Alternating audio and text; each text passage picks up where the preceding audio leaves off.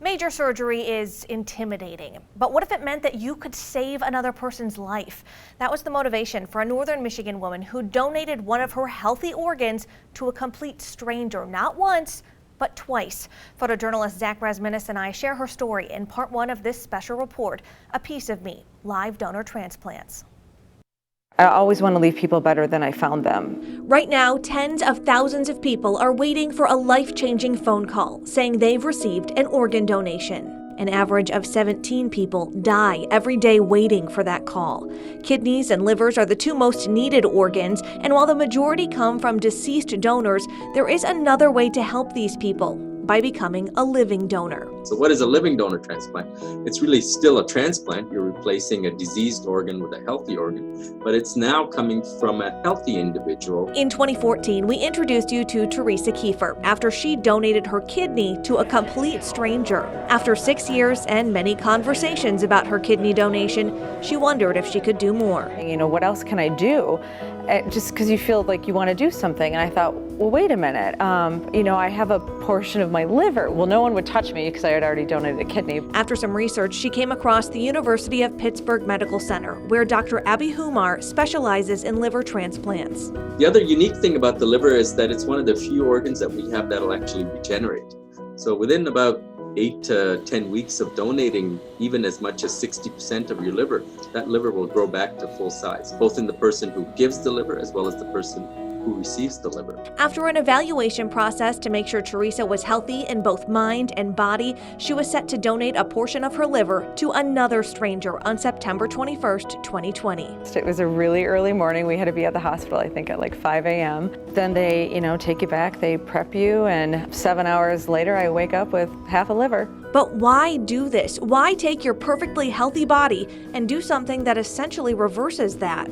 You have the three big ones, the fear, the uncertainty, and pain. And those three things in life you try to avoid. So going into something that you're not avoiding those things. A concern Teresa had to address with her friends, family, and 11-year-old daughter. Occasionally she would get scared and say, Mom, what if you die? What if something happens? But it's kind of just showing her, like, we can do hard things, even when it's scary. And I hope that that's what she takes from this. Not that I was being, reckless or anything, but more of, hey, we can do things for other people that, is hard and scary, but we'll get through it. In the hands of Dr. Humar and UPMC, where they lead the country in performing live double donor transplants, Teresa felt safe and confident.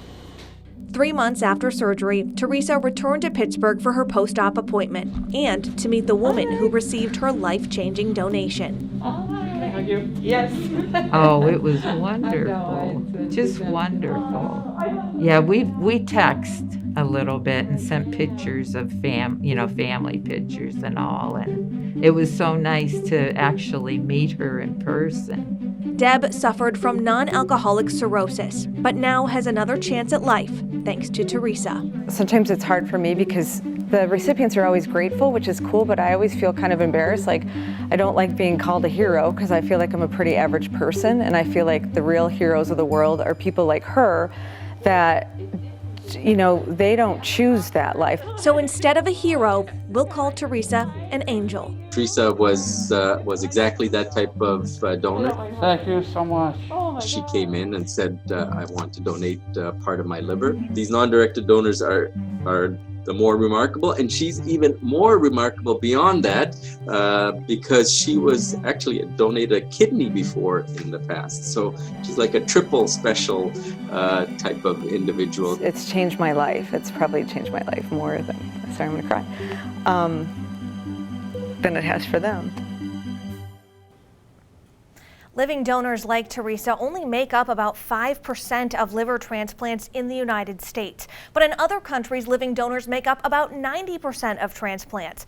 Coming up in part 2 of our special report, A Piece of Me, Live Donor Transplants tomorrow, we explore why that is. We meet a man currently on the kidney transplant list and explain what it takes to become a living organ donor.